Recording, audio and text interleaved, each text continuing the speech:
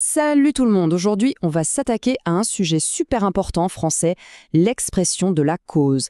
En gros, on va apprendre à répondre à la question que tout le monde se pose constamment. Et cette question, c'est bien sûr pourquoi. Pour y répondre, on a plusieurs outils à notre disposition. On va se concentrer sur 4 conjonctions clés parce que, car, comme et puisque. Il faut savoir que chacune a sa petite subtilité et savoir quand utiliser l'une ou l'autre, eh bien ça change tout pour avoir un français plus riche et plus précis. Alors voilà le programme. On va commencer simple avec les bases, puis on montera en puissance avec des expressions plus fines. On fera un super résumé pour tout retenir et on terminera avec des astuces pour vraiment maîtriser le sujet. Allez, on y va. Ok, c'est parti. On commence avec les poids lourds, les 2 connecteurs qu'on utilise tout le temps, pour donner une raison. Ce sont vraiment les essentiels. Alors, parce que c'est un peu le réflexe, le choix numéro 1. On peut le voir comme le couteau suisse de la cause. Si jamais il y a un doute, parce que c'est presque toujours la bonne réponse. C'est direct, ça va droit au but pour expliquer une raison. Regardons cet exemple. C'est hyper clair, non? La phrase répond directement à la question qu'on pourrait se poser, mais pourquoi est-ce qu'ils font des fautes? Eh bien, la réponse est simple, parce qu'ils écrivent des SMS. C'est direct, efficace, il n'y a pas d'ambiguïté.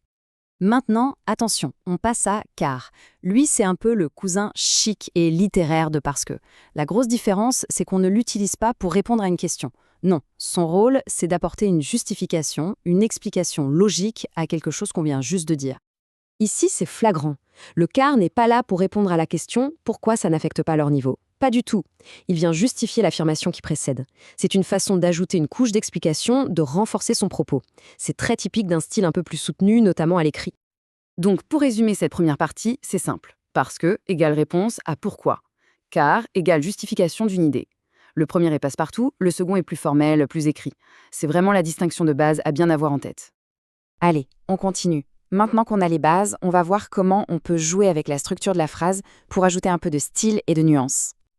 Et là, avec comme, on change complètement la donne. Sa particularité, il place toujours la cause au tout début de la phrase. C'est une manière de dire voilà le contexte, voilà la situation de départ, avant même d'énoncer la conséquence.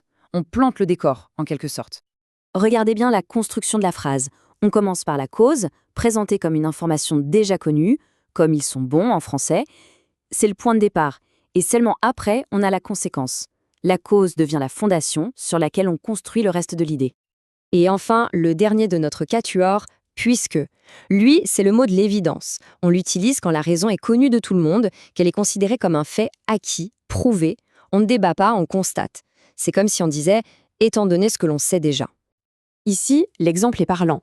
L'étude qui est citée, elle n'est pas là pour être débattue, c'est une preuve, puisque introduit ce fait comme une vérité établie pour appuyer ce qui est dit. La cause est présentée comme une certitude, un argument d'autorité.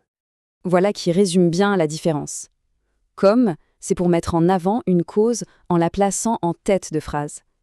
Puisque, c'est pour s'appuyer sur une cause qui est évidente pour tout le monde, qu'elle soit au début ou au milieu de la phrase. Bon, maintenant, on va rassembler tout ça. C'est le moment où tout va devenir limpide, promis. On a préparé une petite fiche récapitulative pour y voir plus clair.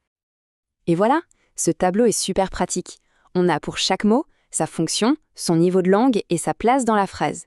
Parce que pour la réponse directe, car pour la justification écrite, comme pour commencer avec la cause, et puisque pour l'évidence.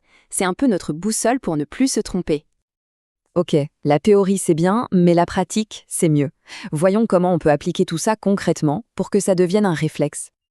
Alors, comment faire? Étape 1. Dans le doute, on utilise parce que, c'est la valeur sûre. Étape 2. Pour un style plus soutenu à l'écrit, on pense à car pour justifier une idée. Étape 3. Si on veut mettre la cause en avant, on commence sa phrase par comme. Et enfin, étape 4. Quand la raison est évidente, on utilise puisque. Avec ces quelques réflexes, petit à petit, le choix deviendra tout à fait naturel. En fait, maîtriser la cause, c'est vraiment maîtriser le pourquoi. Comprendre toutes ces petites nuances, c'est ce qui fait la différence. Ça permet de structurer sa pensée de manière bien plus fine. Savoir jongler entre une cause directe, une justification, un contexte ou une évidence, c'est ça, avoir les bons outils pour s'exprimer avec précision. Finalement, la vraie question, ce n'est pas seulement de savoir pourquoi, mais bien de savoir comment on exprime ce pourquoi.